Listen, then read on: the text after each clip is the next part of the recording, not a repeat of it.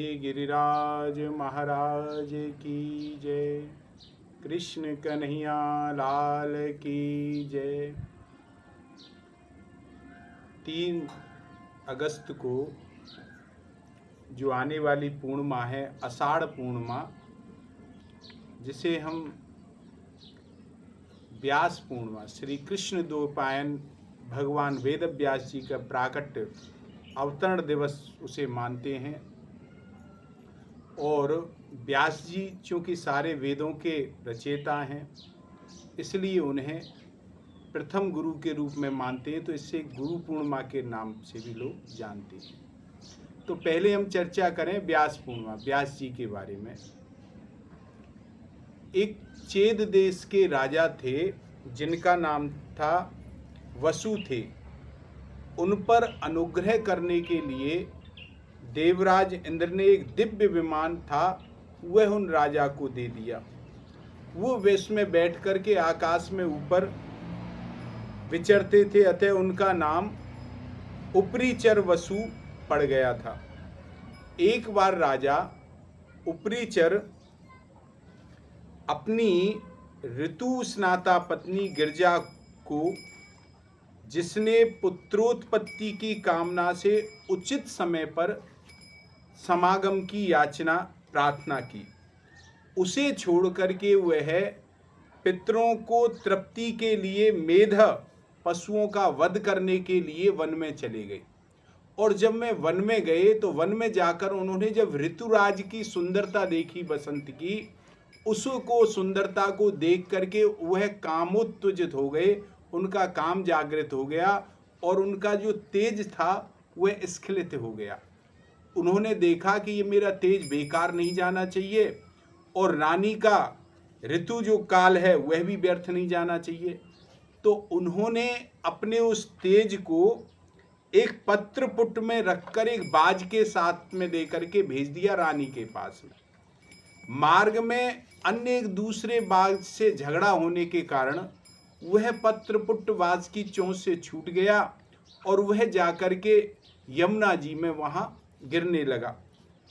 अब जैसे ही वह वहाँ गिरा तो वहाँ एक ब्रह्मा जी के शाप से शापित होकर के अद्रिका नाम की अप्सरा मछली रूप में रह रही थी और वह तेज उस जो मछली रूपी अप्सरा थी उसने पान कर लिया। कालांतर में मत्स्यजीवी मल्लाहों के जाल में वह फंस गई और पकड़ी गई। तो जो मछुआरों ने उसके पेट को चीरा तो उसमें से एक पुत्र और एक पुत्री, एक युवक और एक कन्या निकली। उनको उन्होंने उस राजा को दे दिया, उपरीचर राजवसु को निवेदन कर दिया।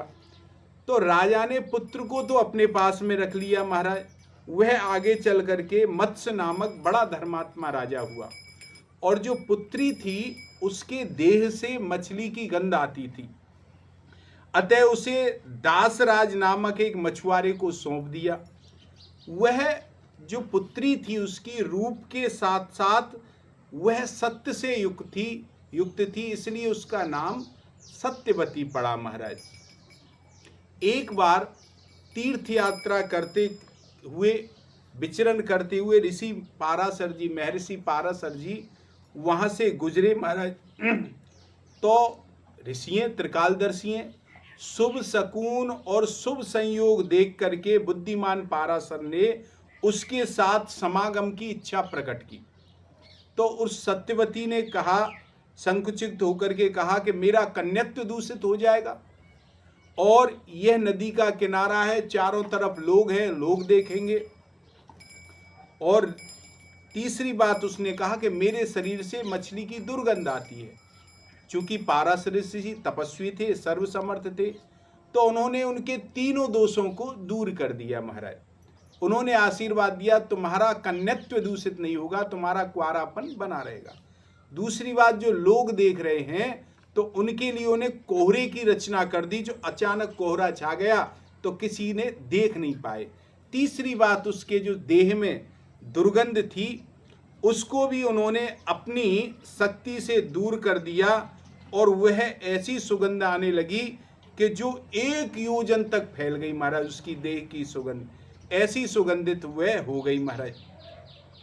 अब जब उसने यह सब चीज देखी, अद्भुत कर्म महर्षि पाराशर के साथ उसने समागम किया और समागम करते ही तत्काल उसके एक पुत्र ने जन्म लिया महाराज। तो जो उस पुत्र ने उसके तत्काल जन्म लिया, यही शिशु ही पाराशर जी से उत्पन्न होने के नाते पाराशर्य कहे गए। और यमुना जी में दीप में, ये यमुना जी में हुए दीप जो जल से गिरा भूभाग में उत्पन्न होने के कारण इनका नाम द्वैपायन पड़ा। और वेदों का व्यास, मतलब व्यास का मतलब होता है विस्तार, एक वेद के 4 भाग किए, इसलिए उन्होंने वेदों का व्यास की विस्तार किया, इसलिए इनका नाम वेदव्यास भी विख्यात हुआ। इन्होंने अपनी माता से कहा, माँ मैं जा रहा हूं, जब भी तुम्हें मेरी आवश्यकता पड़े तो मैं तुरंत मुझे याद कर लेना, मेरा स्मरण करना, मैं अवश्य ही दर्शन देने के लिए आ जाऊंगा आपको। इतना कहकर और माता की आज्ञा ले श्री व्यास जी ने तपस्या में मन लगाया। और श्री व्यास जी ने देखा कि प्रत्येक युग में धर्म का एक एक पाद लुप्त होता जा रहा है और मनुष्यों की शक्ति और आयु दोनों धीरे धीरे कम होती जा रही है। यह सब देख करके सुनकर उन्होंने वेद और ब्राह्मणों पर अनुग्रह करने की इच्छा से वेदों का व्यास मतलब विस्तार किया। एक वेद के 4 भाग किए महाराज। वेद में सबका अधिकार नहीं होता, आगे चर्चा करेंगे इस विषय पे भी, गुरु के विषय में जब हम आएंगे तो वेदों पर सबका अधिकार नहीं होता, इसलिए इतिहास का ग्रंथ महाभारत की रचना की जो सबके लिए। फिर वेदों का अर्थ करने के लिए ही 17 पुराणों की रचना की और 17 पुराणों की रचना के बाद भी इनको जब आत्मसंतुष्टि और तृप्ति नहीं हुई तो इन्होंने 18वें पुराण श्रीमद् भागवत की रचना की, देवऋषि नारद के द्वारा बताने पर महाराज ऐसी रचना करी और तब इन्होंने परम विश्राम पाया। तो परमहंसाचार्य सुखदेव जी भी इन्हीं के पुत्र हुए जिन्होंने भागवत जी की इस रसधारा को प्रभावित किया। ऐसे व्यास जी का अवतरण दिवस यह आषाढ़ पूर्णिमा होती है, तो हम व्यास जी को प्रणाम करें। नमोस्तुते व्यास विशाल बुद्धे फुल्लार बिंदायत पत्र नेत्रा येन त्वा भारत तेल पूर्णा प्रज्वालितो ज्ञानमय प्रदीपा। ऐसे परम भागवत श्री व्यास जी को चरणों में हम प्रणाम करें, जिन्हीं के नाम से इस पूर्णिमा को व्यास पूर्णिमा के नाम से जाना जाता है। दूसरी बात आई गुरु पूर्णिमा। तो गुरु पूर्णिमा पर हम प्रवेश करें उससे पहले गुरु क्या है इसको जानना बड़ा जरूरी है। अगर हम इसे नहीं समझेंगे तो गुरु पूर्णिमा का सच्चा अर्थ हम नहीं समझ पाएंगे। गुरु वह है जो शिष्य के मोह रूपी अंधकार को दूर कर दे, वह गुरु है महाराज।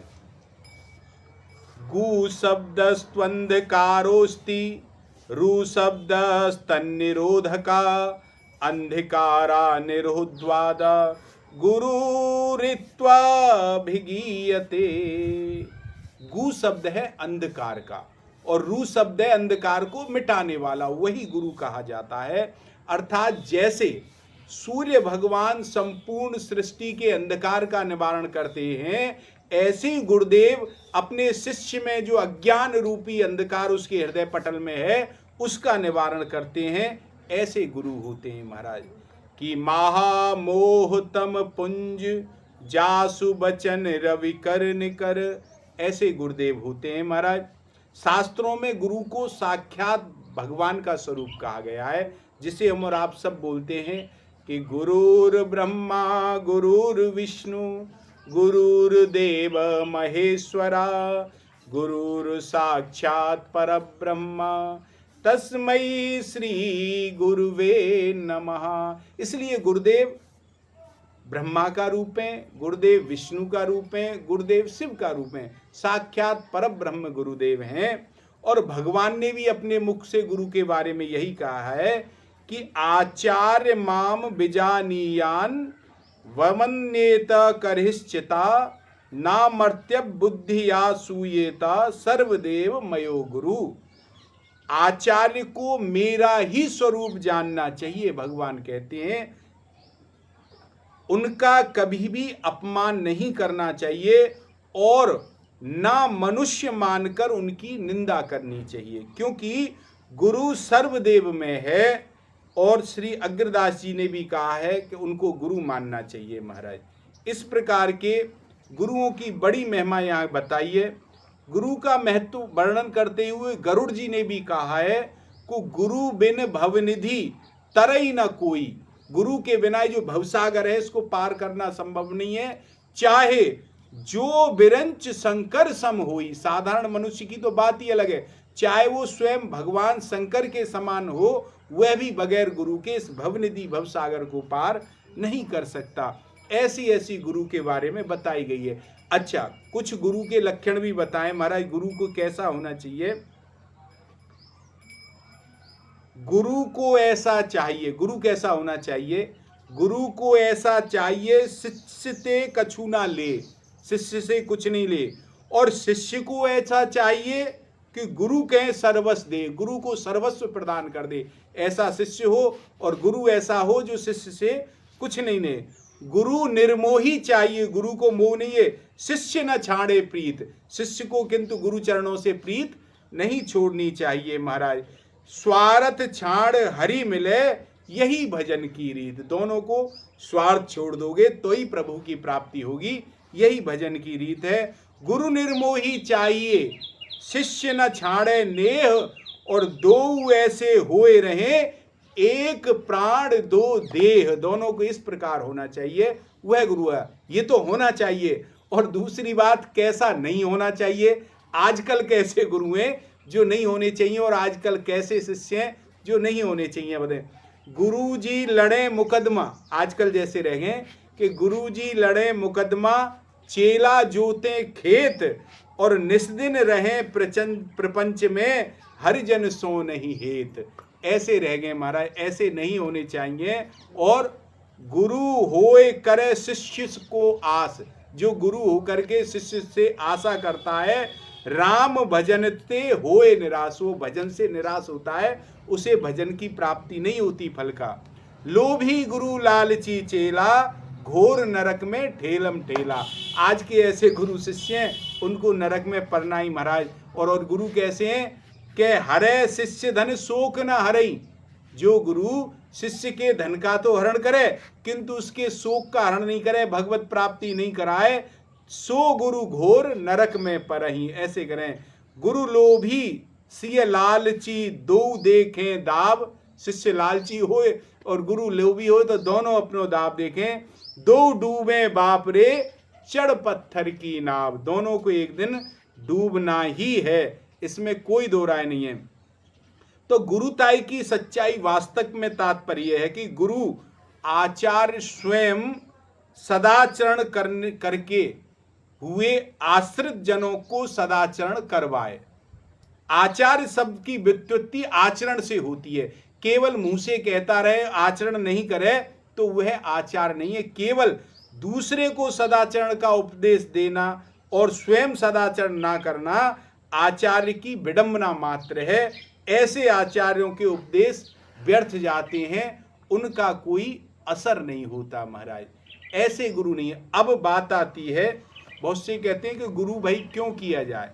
क्योंकि बिना गुरु के ज्ञान नहीं हो सकता। चाहे कैसा भी, वैसे कहा ना, गुरु बिना भव सागर सिंधु न तरही। चाहे शंकर के समान हो, गरुड़ जी कहते हैं गुरु के बिना वह नहीं तर सकते महाराज। तो इसीलिए यहाँ कहते हैं कि गुरु कैसा होना चाहिए। वेद में कहा है गुरु कैसा होना चाहिए। चूंकि बड़े बड़े अमलात्मा बिमलात्मा ज्ञानी हुए बड़े दूर के, लेकिन उनकी ना तो माया तजी उन्हें, ना भगवत प्राप्ति हुई। क्यों नहीं हुई? क्योंकि उन्होंने गुरु की शरण नहीं ली। अब गुरु कैसा होना चाहिए, हम कैसे गुरु की शरण में जाएं? यहाँ वेद की वाक्य है। वेद कहता है, वेद और भगवान का स्वरूप एक ही है। वेद कहता है तद्विज्ञानार्थ सा गुरु मेवा भिगच्छेत स्मित्य पाणी श्रोत्रियम ब्रह्मनिष्ठम। गुरु कैसा होना चाहिए? श्रोत्रिय हो, और ब्रह्मनिष्ठो। अब यहां बात आती है श्रोत्रिय।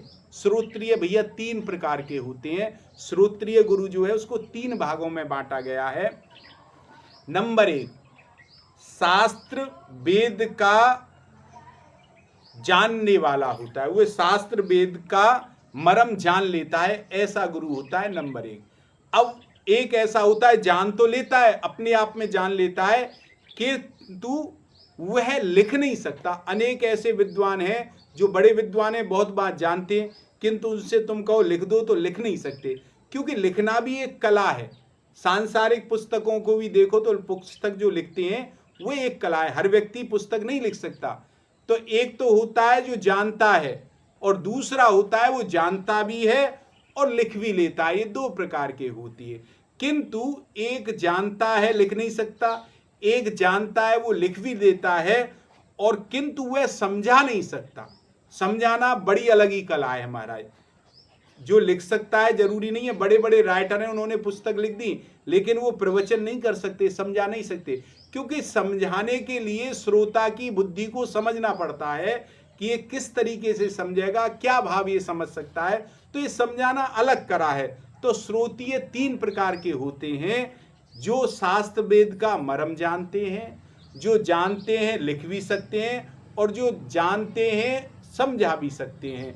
ऐसे 3 प्रकार के होते हैं, क्योंकि वेद में विरोधी कर्म है महाराज। जो वेद में विरोधी बातें कही हैं, अपने आप अगर तुम उसे पढ़ोगे तो तुम समझ नहीं पाओगे, भटक जाओगे।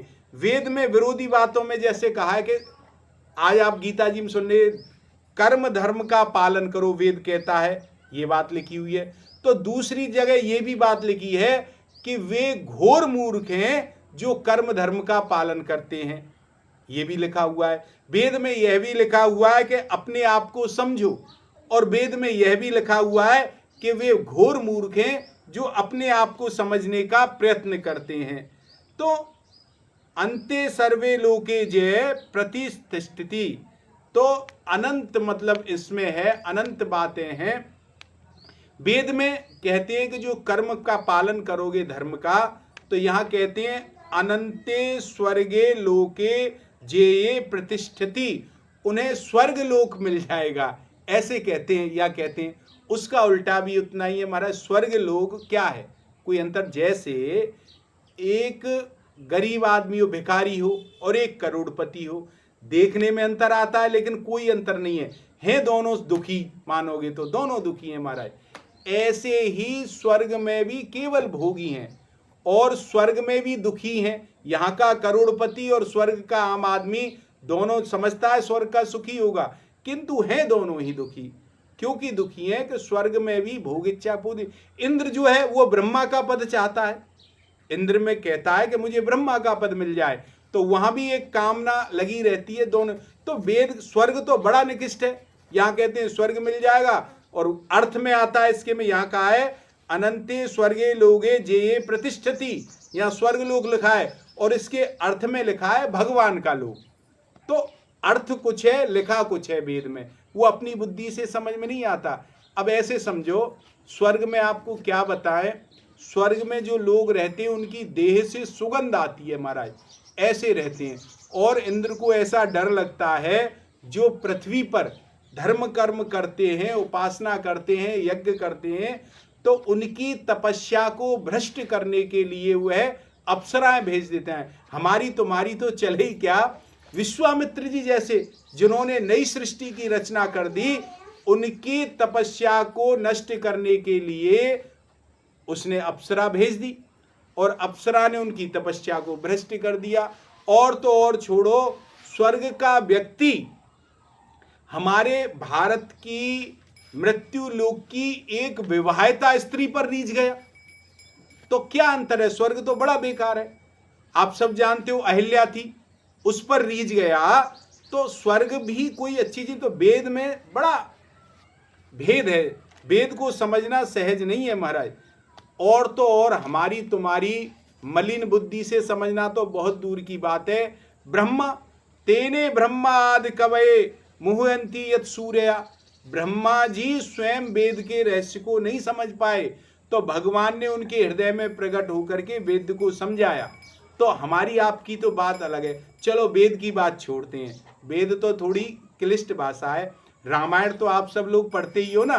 तो रामायण जी में लिखा हुआ है, जे श्रद्धा संबल रहित नहीं संतन को साथ, तिन कही मानस अगम अति जिह न प्रिय रघुनाथ।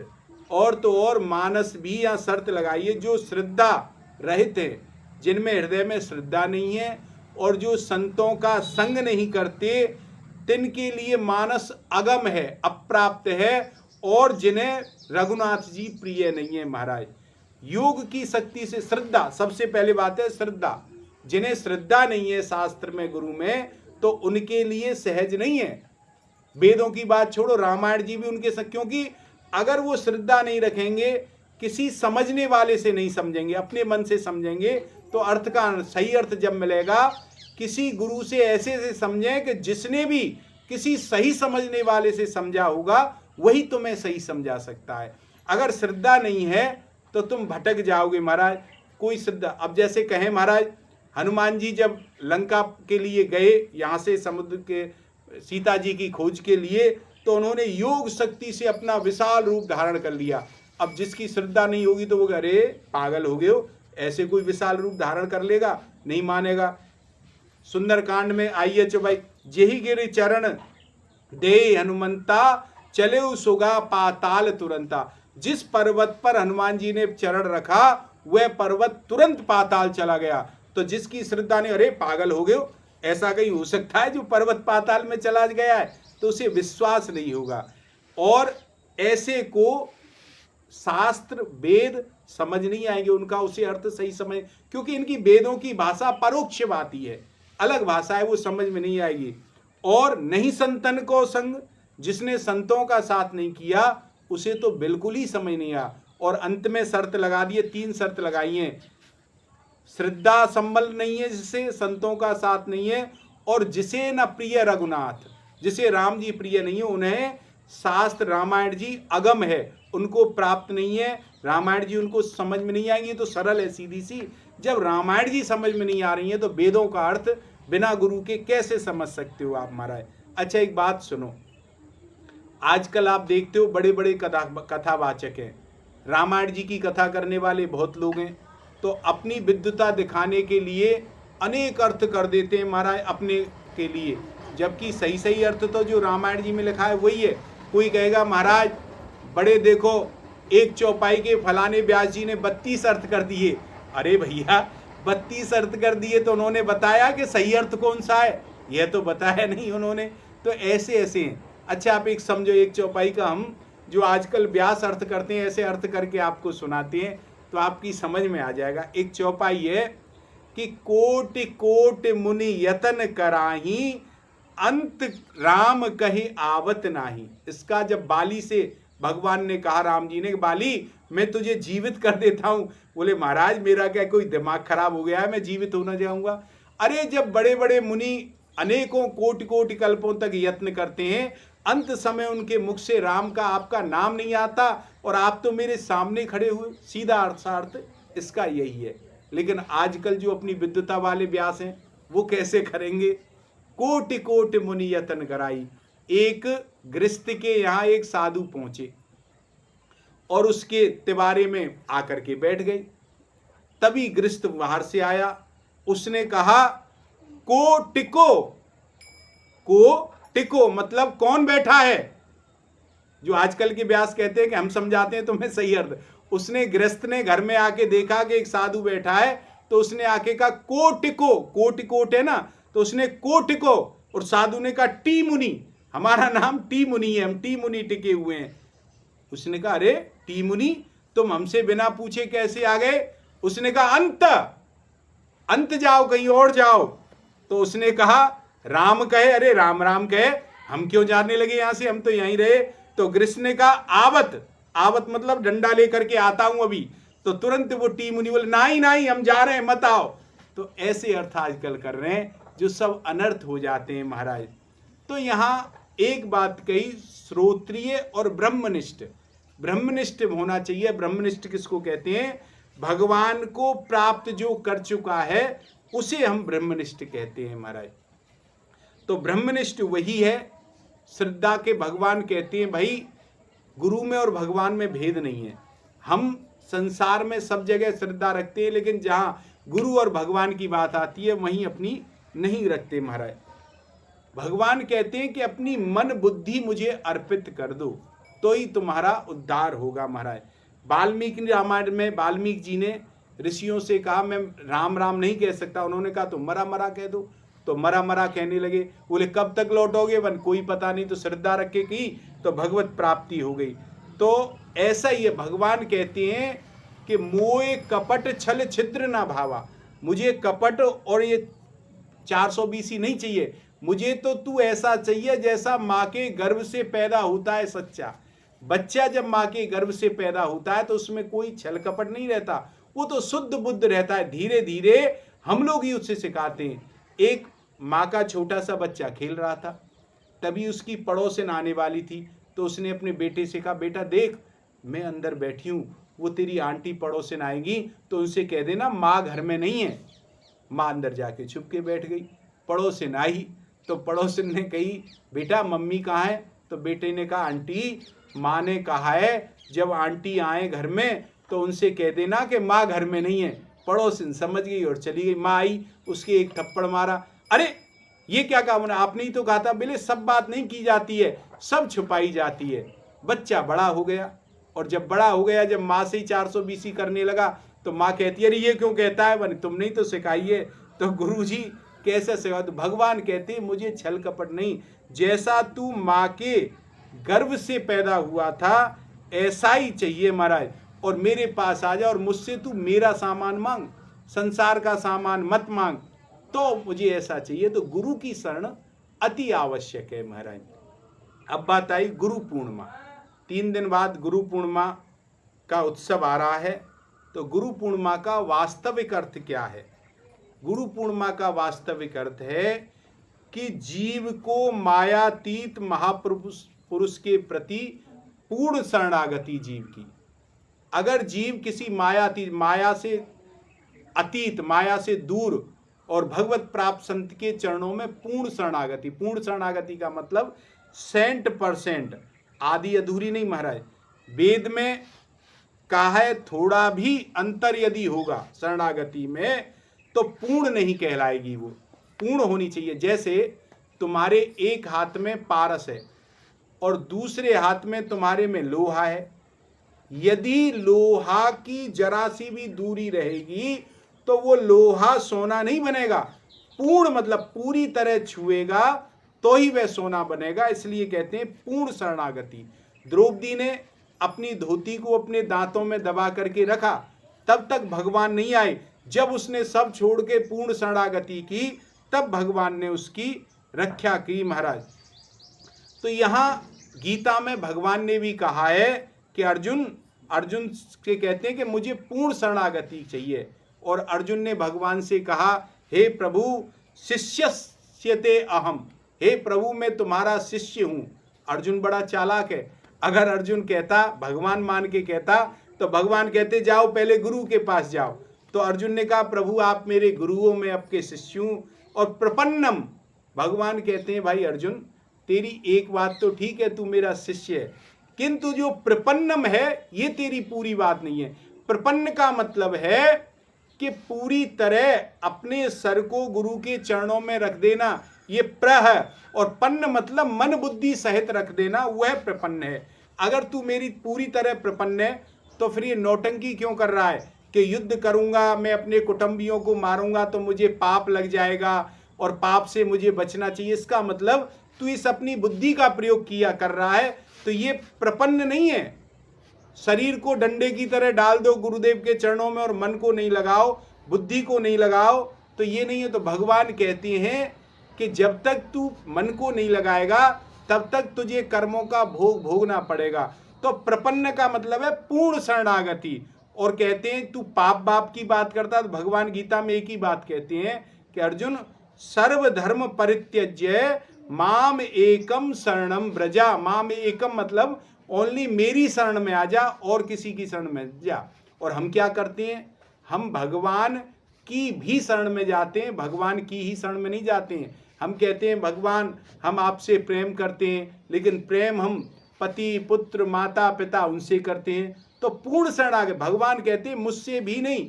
जब ये भी अटके ही हो जाएगा तभी तुम्हारी पूर्ण शरणागति हो जाएगी। और रही बात पापों की, तो भगवान कहते हैं कि मेरा नियम है, मेरा वचन है, हन्त्वाम सर्व पापेभ्यो मोक्षयिष्यामि।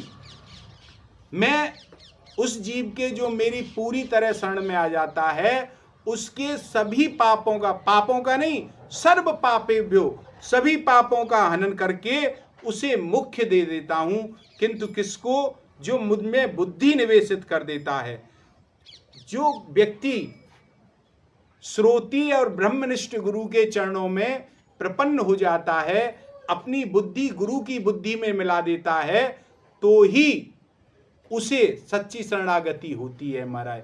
हम लोग विश्वास संसार में करते हैं लेकिन गुरुदेव में नहीं करते, तो शरणागति नहीं होती पूरी। जैसे डॉक्टर के पास गए, डॉक्टर ने कहा भाई ये आधी आधी गोली 3 समय लेना तो बीमारी दूर हो जाएगी। डॉक्टर से कहा अरे महाराज आधी आधी गोली 3 समय क्या, इन पूरी तीनों गोलियों को आज ही खा लेता हूँ, जल्दी दूर हो जाएगी। डॉक्टर कहता है मर जाओगे, तो हम नहीं लेते। डॉक्टर जैसे कहता है वैसे उसकी तरीके से दवा लेते हैं। तो ये श्रद्धा हुई नहीं, उसमें रखते हैं। पढ़ने गए कक्षा में, अध्यापक ने कहा का ऐसे करके का बनाया, तो कोई पूछता है ये का क्यों है भाई, अरे का ऐसे ही होता है। तो बोले ऐसे ही क्यों होता है, का मतलब ये का क्यों है। तो बोले जो भाषा बनाने वाले थे वो तो मर गए, ये ऐसे ही है, तो रट्टा मारते हैं ना, रटते हैं विश्वास करके। तो इसी प्रकार के किसी मुकदमे में जाए तो वकील हमें जो समझाता है वही बोलते हैं जज के सामने जाके। तो वकील की बुद्धि में अपनी बुद्धि बना देते हैं तो हमें सफलता मिलती है। डॉक्टर की बात हम विश्वास से मानते हैं तो मिलती है। सदगुरु वैद्य वचन विश्वासा, तो इनके सबके वचन पर हम विश्वास करेंगे तो ही हमारी सच्ची गुरु पूर्णिमा होगी। हम वैद्य के वचन पर विश्वास करते हैं, वकील के वचन पर विश्वास करते हैं, लेकिन गुरुदेव के नहीं। गुरुदेव के पास हम जाएंगे तो हम चाहेंगे कि गुरुजी हमारे मन की करें। हम गुरुजी के, एक चेला गया, गुरुजी मैं बड़े भाव से रसगुल्ला लाया हूँ। गुरुजी बोले अरे मरवाएगा, मेरे डायबिटीज है। अरे नहीं गुरुजी थोड़ा सा तो खा लो। अरे पागल हो गया है, थोड़ा सा खा लूंगा तो मैं मर जाऊंगा, शुगर बढ़ जाएगी। तो अरे गुरुजी हम तो अपने मन से लाए, हमारी तो बात मानी नहीं, ऐसे करके चले गए महाराज। तो ये श्रद्धा नहीं है। कोई गुरुजी के पास पहुंचा, प्रवचन चल रहा है, 15 मिनट बाद पहुंचा, गुरुजी ने डांट लगा दी, ए मूर्ख तुझे अकल नहीं है, शर्म नहीं है, 15 मिनट बाद आया है, आधी प्रवचन निकल गया। अब गुरुजी ने तो डांट लगाई अपना जान करके कि ये आगे से ये गलती नहीं करे, सुधर जाए, जिसका उद्धार हो। अब वो मारा, अरे गुरुजी ने हमारा सबके सामने अपमान कर दिया, हम नहीं जाते ऐसे गुरुजी के पास। तो आजकल ऐसी स्थिति है। पूर्ण श्रद्धा होनी चाहिए। तो अपनी बुद्धि गुरु की बुद्धि में मिला दोगे, पूर्ण रूपेण गुरु के शरण में प्रपन्न हो जाओगे तो तुम्हारा उद्धार हो जाएगा। वही सच्ची गुरु पूर्णिमा रहेगी। तो आप सबको श्री व्यास जी के प्राकट्य गुरु आषाढ़ पूर्णिमा, व्यास पूर्णिमा और गुरु पूर्णिमा की बहुत बहुत बधाई, मंगल कामनाएं। आगे आप, मुझे लगता है, गुरु के वाक्य में श्रद्धा रखते हुए अपने जीवन का कल्याण अवश्य करेंगे। 2 मिनट नाम संकीर्तन, फिर विश्राम महाराज। राधे राधे गोविंद गोविंद राधे, राधे राधे गोविंद गोविंद राधे, राधे राधे गोविंद गोविंद राधे, राधे राधे गोविंद गोविंद राधे, राधे राधे गोविंद गोविंद राधे, राधे राधे गोविंद गोविंद राधे। बोलो कन्हैया लाल की।